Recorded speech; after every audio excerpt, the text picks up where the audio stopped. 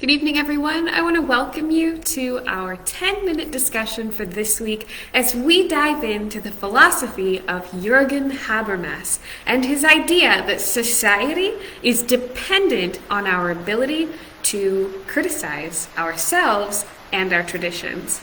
And so before we dive into all of that tonight, I'd love to just share a few quick updates with you and some things that may be of interest for you in the week going forward. So first up, if you haven't had a chance to read it yet, the book review from this past Friday is available on the website. That's revoliviap.weebly.com. And the book review that just recently went up is for Heavy Burdens, and that's written by Bridget Eileen Rivera. This is a book you won't want to miss.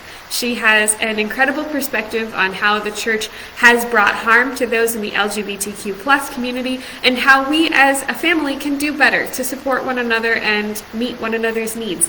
And so if you have not yet seen that book review, please check it out. And if you're not familiar with the website, you can find it right here on the Facebook feed for Rev Olivia P. as my author page. Second up, if you like humor and you find yourself in possession of a smartphone, feel free to find your way over to TikTok, and you can see some funny videos that I've posted there, along with a 1-minute recap of our 10-minute discussions each week. I know there's a whole lot going on there, and TikTok is a weird place to be, but if you're already on the app, you can find me at Rev Olivia P on TikTok and see a ridiculous video of our cat and a funny story from this past week that I've posted. So you can find yourselves over there at Rev Olivia P. Again, another quick announcement. For those of you who prefer to read by ebook, which I find myself included in now, although I don't like admitting that because there's something about a paper copy, you can find an e-copy of my book, whether for Kindle readers or Kobos or otherwise. They are coming out in the next couple of weeks. So Kobo is live now if you have a Kobo reader.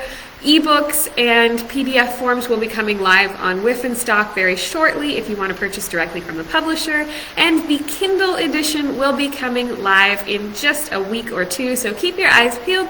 You will be able to read an e-copy. Now, understanding that technology and shipping and Christmas ordering prevents us from being able to read books as soon as we may want to, we will be hosting a book club for Becoming Community, meeting in the intersection of truth and love, not December, but in January. And so for those of you who find 10 minutes to read to yourself between now and then and can cram in a chapter or two, you can feel free to join me in our book club in January. More details will be coming out in the next month or so don't feel like you're missing anything if you don't see it right away. We're just shoring up when that day will be. It looks like at this point that the book club will be meeting 4 times, once for each section of the book, and then once as a final recap. And so between now and January, make sure to get your hands on a copy of Becoming Community, dig in, and we'll be doing some discussion time in our book clubs in January. All right, so let's get to what we're actually here for. Our 10-minute discussion, which is now 7 minutes-ish, on Jurgen Habermas and his idea that society is dependent on our ability to criticize ourselves and our traditions. When David and I were in college, before we graduated from Kingswood, which is a Wesleyan institution, we both came to the decision that as theology majors, it is only appropriate that we actually criticize our own theology and question, is the Wesleyan Church the right church for us? Do we feel that this denomination is the right fit for us and for our family in the future? And so we spent a few weeks or so trying to dig into this understanding of what it means for us to be Wesleyan. What does it look like for us to practice Wesleyan theology day to day? We took our time and we came to the realization that while there are things, of course, in any tradition that don't necessarily suit in how it's practiced, we felt that the theology that we see coming out of the Wesleyan Church was the right fit for our family.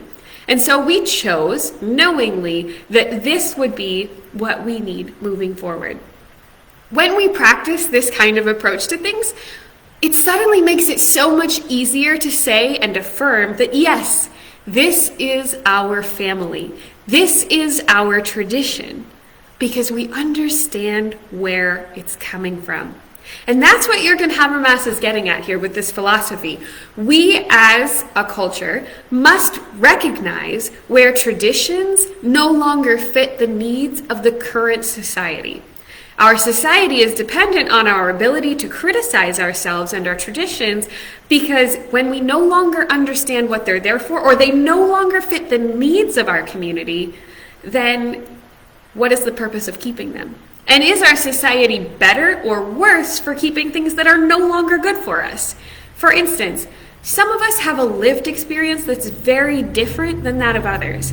And so as a society, we must be aware where the lived experience of an individual no longer reflects the ideal experience that we want for everyone in our culture. As a society, we've been doing a lot of this in the last 2 years. When the pandemic hit and we were suddenly forced to stay in our homes a lot more, we started reflecting on what it is that makes us a society. And we started seeing things that didn't sit right with us. And so for those of us who have found ourselves in this season of questioning and concern, please don't be afraid of these moments. These moments do not mean that we are rejecting our traditions and our culture. This doesn't make us any less Canadian or Christian or otherwise. It simply makes us more aware of what our culture is in society together.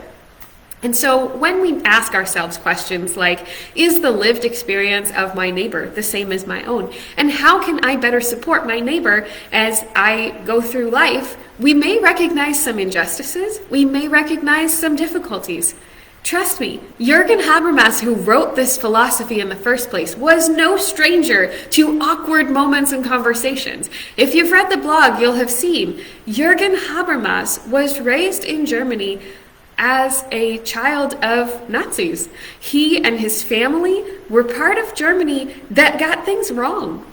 And so for him as an individual saying we need to recognize and criticize our traditions and ourselves is someone saying we have to be culpable for the things we've done wrong and do better. Now imagine